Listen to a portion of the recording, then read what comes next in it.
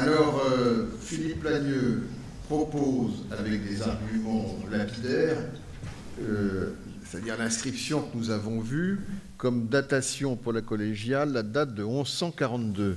Je me contente d'attirer l'attention sur l'importance de cette date. Nous sommes sous Louis VI, comme tout le monde le sait. Louis VII, bien sûr. Et en 1135 a commencé, si je ne m'abuse, la construction de Saint-Denis. Et en 1145, 10 ans plus tard, celle de la cathédrale de Chartres. Donc nous sommes exactement au milieu. Je donne ces trois dates en corrélation pour qu'on puisse se rendre compte du foisonnement extraordinaire de la période. Alors, ma question, c'était à Damien Bernet, comment met-il en rapport, parce que vous n'avez pas trop évoqué cela, comment mettez-vous en rapport votre analyse des sculptures avec cette proposition de date? De quelle date? 1142. Alors, en fait, il y a une sorte de mouvement circulaire, de dialogue entre les deux établissements que sont l'abbatiale de Saint-Denis sous l'abbatiat de Sugé et la cathédrale de Chartres sous l'épiscopat de Geoffroy de Lèves. On est dans les années... C'est vraiment, comme vous l'avez dit, une fourchette chronologique très resserrée, encore plus resserrée même. On est vraiment dans les toutes dernières années de la décennie 30 et dans les toutes premières années de la décennie 1140. Sans doute que l'essentiel est en place vers 1140, y compris à Chartres. Et Dreux arrive tout de suite après. Dreux ne se conçoit pas sans Chartres, du point de vue de la sculpture en tout cas. Je précise que maintenant, il y a de plus en plus d'éléments chronologiques et autres qui font que ce portail à statue colonne de Chartres, qui était daté vers 1145, mais quand une date moyenne, maintenant, on a tendance un petit peu à le reculer avec d'autres arguments, et qu'effectivement, Dreux 1142 fournirait une extraordinaire jalon chronologique pour bien effectivement vieillir un tout petit peu, mettre autour de 1140 cette façade de Chartres. Dreux est un terminus en fait. Alors concernant le terme, oui. On est donc un siècle plus tard, oui. Mais dans le même réseau d'influence. Alors c'est difficile à préciser parce qu'en fait cette fin de style 1200 qui n'en finit presque pas jusque dans les années 1230, eh bien, on la trouve sur de très très nombreux chantiers. Donc c'est difficile de dire qu'on est toujours dans l'orbite de Chartres. L'arbre de Jessé a vraiment un côté très chartrain, l'histoire de Théophile et l'enfance du Christ un peu moins. Mais c'est un style qui est tellement répandu partout que c'est difficile de le... On peut se demander si l'enfance du Christ, elle est de Dreux 1200, elle n'est pas empruntée sur l'enfance du Christ de Chartres 1140, comme l'arbre de Jessé. Non, parce qu'on n'y trouve vraiment aucun élément iconographique caractéristique. Il n'y a pas de raffinement iconographique particulier qui puisse permettre de le rattacher à cette... Et la vie de Saint-Eustache non plus renvoie pas. Il y a d'autres... Alors si, effectivement, le fait d'avoir l'apparition du Christ en buste entre les bois du Cerf pour la chasse de Placide, là, on a la même chose pour Saint-Eustache à Chartres. Donc effectivement, on peut se dire que le modèle pour ce détail iconographique se trouve à Chartres. Merci. Y a-t-il des questions dans la salle, Monseigneur? Oui, j'ai deux questions. Une première pour Mme Boulanger. Est-ce qu'il y a des recherches qui sont entreprises? Est-ce qu'il y a des recherches qui sont entreprises aujourd'hui ou qui ont été entreprises pour essayer de retrouver d'autres fragments de la collégiale? Je crois que ça pourrait être que des recherches archéologiques sur les terrains. Alors, les érudits du 19e mentionnent des fragments qui auraient été trouvés en fouille. Alors, qu'est-ce que c'est devenu? Je n'en sais strictement rien. Ça me paraît... je ne pense pas qu'on puisse en retrouver ailleurs, parce qu'en 1938, tout ce qui était à Saint-Pierre de Dreux du XIIIe a été déposé. Il n'y a rien d'autre qui subsisterait à Saint-Pierre. Et mon autre question, c'est, je suis très intrigué de savoir pourquoi Hérode s'est retrouvé à Yel. Ou comment? Pourquoi il y est encore? Ben ça, c'est l'histoire tragique du démantèlement du décor sculpté de la collégiale Saint-Étienne. La plupart des éléments restent sur place, d'autres sont vendus, servent de matériaux de construction, dans Dreux même sans doute, et finissent par trouver leur chemin plus loin, alors que l'intérêt pour ces documents historiques naît, se développe. et finit par atteindre le marché de l'art international et les États-Unis. Donc c'est un phénomène qui est hélas classique, et l'abondance du lapidaire Drouet a nourri le marché de l'art. Voilà. Ce qu'on pourrait préciser, c'est que Kramaï, quand il commence la construction, il dit bien qu'il y a énormément d'éléments qui ont été vendus, qui ont été acquis par des particuliers toujours à Dreux. Donc il peut très bien y avoir des éléments encore dans des collections particulières, pourquoi pas des vitraux et sculptés qui ont été, voilà, qui sont passés de main en main, mais par des particuliers. Hein. Et je crois que Guilherme parlait d'un chapiteau chez Dussum rare, oui. Qu'on n'a jamais retrouvé d'ailleurs. Ça m'intrigue énormément. Il est censé être au musée de Cluny, et je ne vois pas de quoi il s'agit. Y a-t-il d'autres demandes de prise de parole? Oui, monsieur. J'ai ici le micro, monsieur, je vous passerai. Ensuite, Damien Chantraine, j'interviens cet après-midi, mais je salue le travail que vous avez tous fait pour avoir moi-même dirigé le musée d'art et d'histoire de Dreux, et merci beaucoup pour ce regard que vous avez donné sur ces éléments de la collection, dont doit se réjouir maintenant mon successeur Clémence Popin avec vous. Moi, j'ai une question. Donc, j'ai bien compris en fait que les chapiteaux qui sont conservés au musée et qui proviennent de la collégiale Saint-Étienne sont en quelque sorte assujettis au modèle chartrain, avec cette adaptation à ce support qui est le chapiteau. Le style, néanmoins, semble différer. En effet, il est un peu plus grossier, si je peux me permettre, enfin pour qualifier les choses ainsi. Est-ce qu'il y a comme un dépassement de ces territoires, de cette territorialité en fait que constituent les comtés de Blois, de Dreux, dans le Royaume de France, et face à cet ensemble territorial, le monde anglo-saxon, est-ce qu'il arrive que des artistes du monde anglo-saxon travaillent dans le Royaume de France? Est-ce qu'il leur est permis de faire cela, ou est-ce qu'on l'encourage? Et est-ce qu'il y a des grands chantiers, je dirais, contemporains de la cathédrale de Chartres et de Saint-Denis au même moment dans le monde anglo-saxon?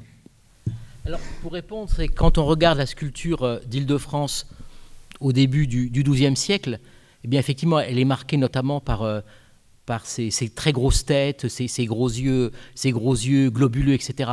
Donc, l'idée qu'on a plutôt avec Damien, c'est d'avoir un artiste formé, en quelque sorte, dans cet art roman du XIIe siècle, et voilà, qui a dû un tout petit peu s'adapter à un nouveau style, s'adapter à une nouvelle iconographie avec ses outils intellectuels et manuels en quelque sorte. Donc je pense qu'il est plutôt issu de ce terreau local de l'Île-de-France, avec ses difficultés de devoir s'acclimater à la nouveauté. C'est-à-dire que l'analyse qui a été donnée, enfin, l'explication qui a été donnée par Philippe Plagneux des archaïsmes dans l'architecture a été ce que moi j'appelle le primitivisme, c'est-à-dire le goût pour les époques d'avant. Le primitivisme étant l'un des principaux facteurs du progrès dans la création artistique. Bon.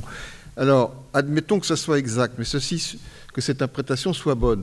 Mais ceci suppose, d'une part, que dans le domaine de la sculpture, il y ait cette même volonté de primitivisme.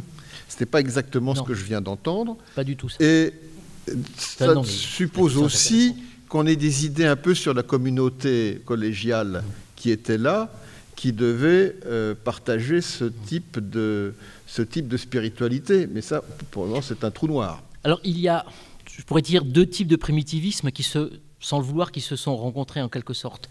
C'est-à-dire un primitivisme voulu, choisi, qui est celui de l'architecture, mais qui n'empêche pas que dans toutes ces architectures primitivistes, il y a toujours un élément qui se veut un peu moderne, qui est au fait, et un primitivisme en quelque sorte qui est plus ou moins involontaire, c'est d'un sculpteur qui est guère capable de faire quelque chose. Je pense que c'est deux effets qui se sont en quelque sorte télescopés.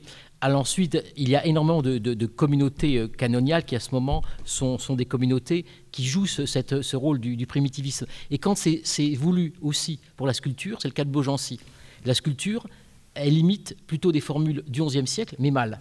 Donc on a longtemps pensé que les chapiteaux de Beaugency étaient de la mauvaise sculpture du XIe siècle. Non, c'est de la sculpture du XIIe siècle qui veut imiter, mais sans les moyens. Donc il y a peut-être deux phénomènes un peu de la sculpture et de l'architecture qui sont un peu parallèles et qui finissent en quelque sorte par se rencontrer, mais comme deux parallèles qui se rencontrent dans certaines formulations géométriques théoriques. Voilà. Et est-ce que cette analyse serait envisageable pour le vitrail ou pas du tout, un siècle après? Non, là je ne pense pas que ce soit vraiment un côté archaïque, parce que ce style classique, il dure très longtemps partout en fait. Donc je ne crois pas que ce soit vraiment une volonté archaïque de rester dans cette optique-là. Maintenant, est-ce que c'est une question beaucoup plus large, mais autant je comprends le choix d'un plan, d'une élévation en rapport avec un modèle beaucoup plus ancien pour des raisons institutionnelles, historiques, politiques.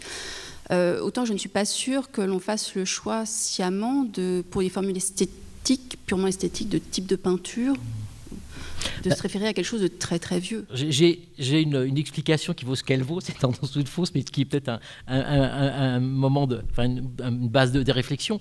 On peut peut-être imaginer que cette collégiale des années 140 a des vitraux extrêmement simples, peut-être des grisailles, des choses comme ça, et que sous Robert III, qui est beaucoup plus ambitieux, qui n'a sans doute plus la spiritualité qu'avait Robert Ier, et d'ailleurs les dons, il y a des chapes fastueuses qui sont données à cette époque-là, etc., ayant totalement changé d'optique, qui lui, justement, tient à remplacer, à faire quelque chose de beaucoup plus ambitieux, au moins dans le programme iconographique, pour sa collégiale, dont on sait au cours de 1200, c'est un monument extrêmement prestigieux et qui bénéficie d'énormément de donations.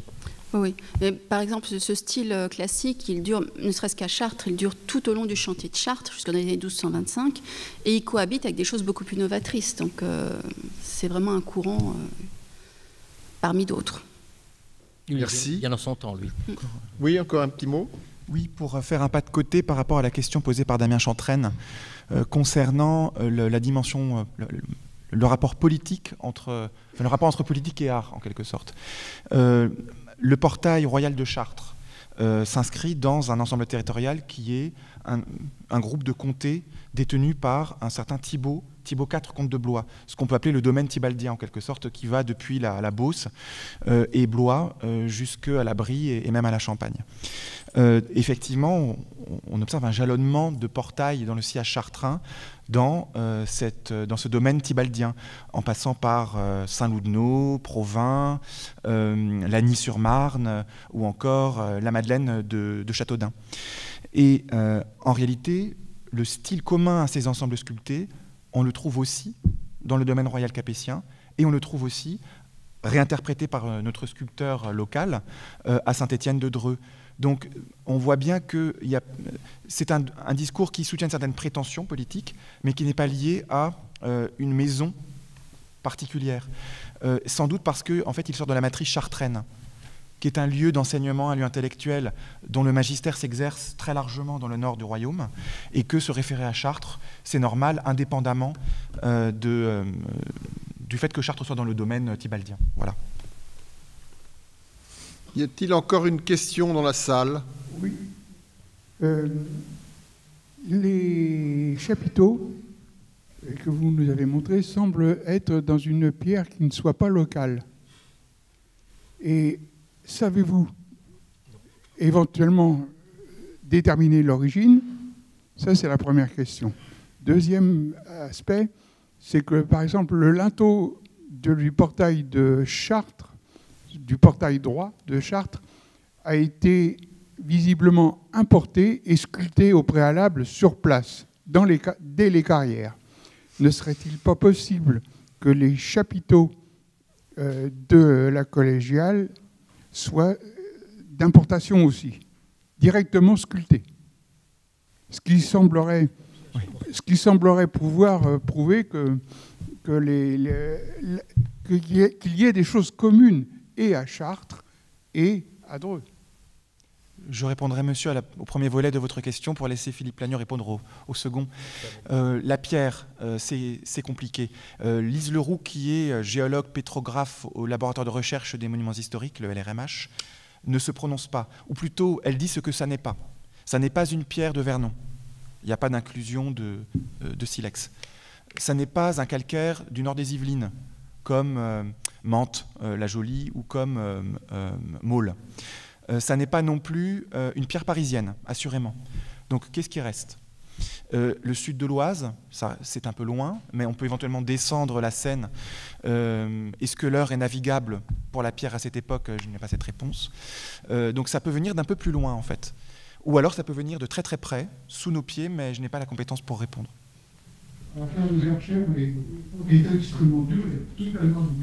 C'est très différent. Ça n'a rien à voir. C'est un calcaire, ça c'est certain.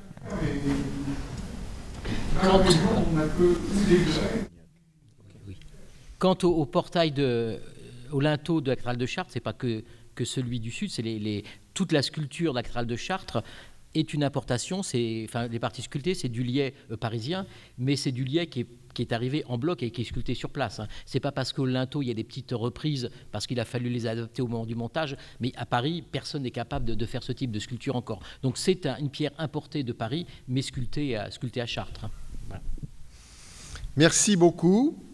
Nous allons maintenant clore la séance. Je vous suggère de nous retrouver dans 3/4 d'heure, 1 heure, pour la deuxième partie de ce colloque.